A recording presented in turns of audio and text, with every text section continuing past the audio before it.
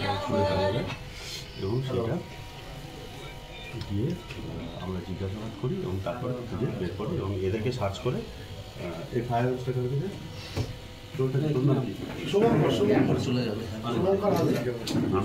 চুরিটি কাছ থেকে বলি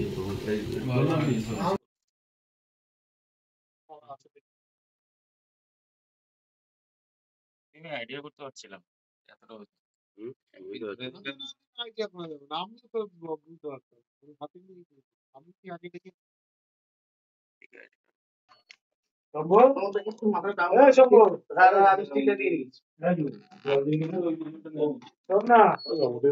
সিকিউরিটি গার্ড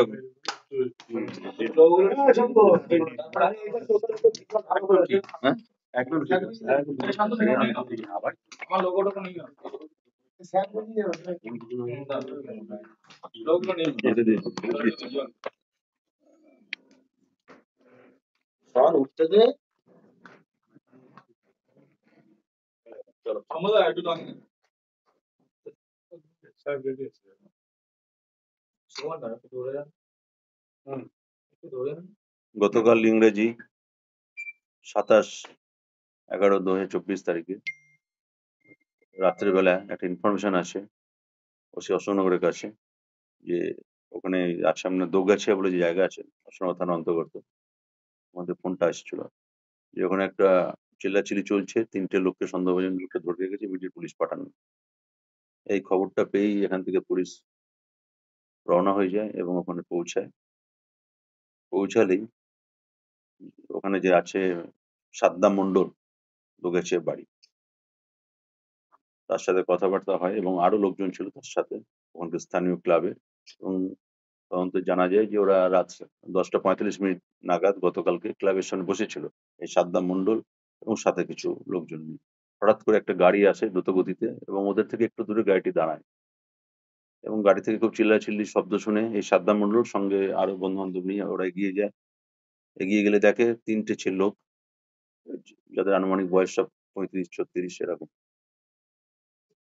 3জনে মিলে ধস্তাধস্তি চলছে এবং যখন এই সাদ্দাম মন্ডল ক্লাবের লোকরা পৌঁছালো গাড়িটা তখন পালিয়ে গেল, গাড়িটা দ্রুত গতিতে পালিয়ে যায়।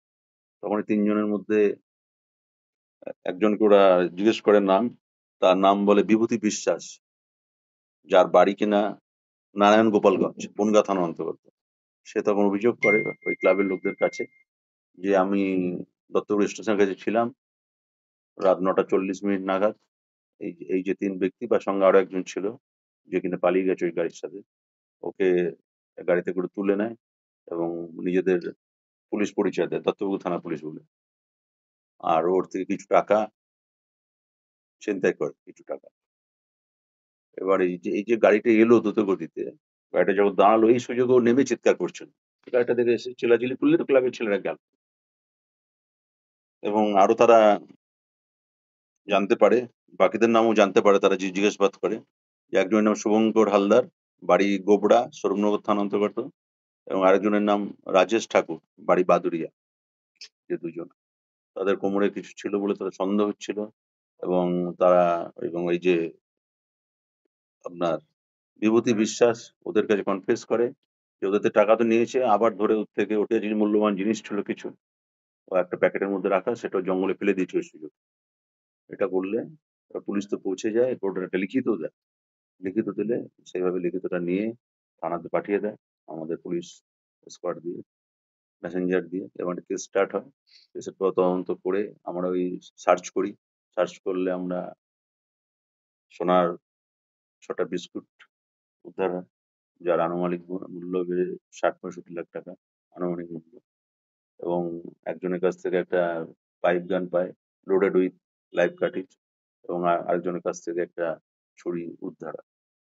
এরপর এখন তদন্ত চলছে, আজকে আমরা পাঠাবো 3জন আসামিকে, আমরা 10 দিনের পিসি প্রয়াস পাঠাবো, এবার লার্নেট কোর্ট যে কদিন পিসি দেবে, পিসি কোর্টে আমরা আরো জিজ্ঞাসাবাদ করে বলতে পারবো যে এগুলো কোথা থেকে পেলো বা কি পেলো। বিভূতি সোনার জিনিসগুলো নিয়ে কোথায় যাচ্ছে? এখনো পর্যন্ত সেভাবে আমরা আনার করতে পারিনি, আমরা তদন্ত পরে বলতে পারবো। বিভূতিকে আগে থেকে দুজনকে চিনতো? না, চিন্তা না, অচেনা লোক। মানে বিভূতি থেকে কি এরা ছিনতাইয়ের উদ্দেশ্যে এরা হ্যাঁ, চিন্তার উদ্দেশ্যে। পুলিশ পরিচয় দিয়ে কাকে নিয়ে এসেছিল? বিভূতি বিভূতিকে নিয়ে এলো, দত্তপুর স্টেশনের বাইরে থেকে তুলে নিয়ে এলো। নিজেদেরকে দত্তপুর থানার পুলিশ বলে পরিচয় দেয়। বিভূতি এত সোনা কোথায় পেল? সেটা এখনো তদন্ত চলছে, এখনো বলা যাচ্ছে না, পরে বলা যেতে পারে। কিছুদিন আগে দেগঙ্গাতে পরপর দুটি বাইকে ডাকাতি হয়েছে, তার সাথে কোনো যোগাযোগ রয়েছে জানতে পেরেছেন? না, এখনো কিছু এরকম কিছু লিঙ্ক আছে বলে জানতে পারিনি। তিনজনই অ্যারেস্ট। তিনজনই কজন arrest। ছিল এরা? তিনজন, এবং অ্যাজ পার স্টেটমেন্ট অফ বিভূতি বিশ্বাসের সঙ্গে আরো একজন ছিল, যে কিনা ওই গাড়ি করে পালিয়ে গেছে। ওই গাড়ি কি পুলিশ রাখা ছিল? না, সব কিছু ছিল না, পুলিশ লাগাবে। কি গাড়ি ছিল? বড় 4 চাকা। কোনো গাড়ি, তিনি অন্য কোনো গাড়ি উদ্ধার হয়েছে? না, গাড়ি কোনো। বিভূতি বা এদের আগে কি কোনো থানাতে কোনো অপরাধের সাথে যুক্ত? না, আমাদের অ্যাভেলেবল রেকর্ড সব সার্চ করেছি, কিন্তু আমাদের কিছু নেই। এখন অন্যান্য থানায় আমরা খোঁজ খবর করছি, কারণ সবে তো অনেক রাত হয়েছে, এখন আর সময় পাইনি। আপনি তদন্তে কি মনে হচ্ছে, কি উদ্দেশ্য ছিল? কি উদ্দেশ্যে? এরা তো ছিনতাইকারী, বোঝাই যাচ্ছে হাতে যখন আগ্নেয়াস্ত্র বা আছে। আর এ বা সোনা কোথা থেকে পেলো কিছুই এখন বলতে পারছি না। পুকুরে কেন এলো? বিভূতি কি করে?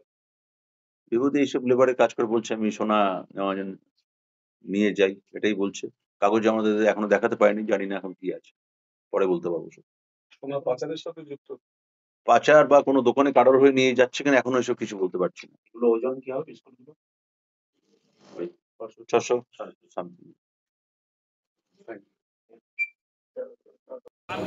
জায়গাটা একটু বলে ভিতরে আর একটু পিছনে লাগছে, তাই ছবি করার জায়গায় এখন তো ফেসবুকে ফ্রেম চেঞ্জ হয়েছে না।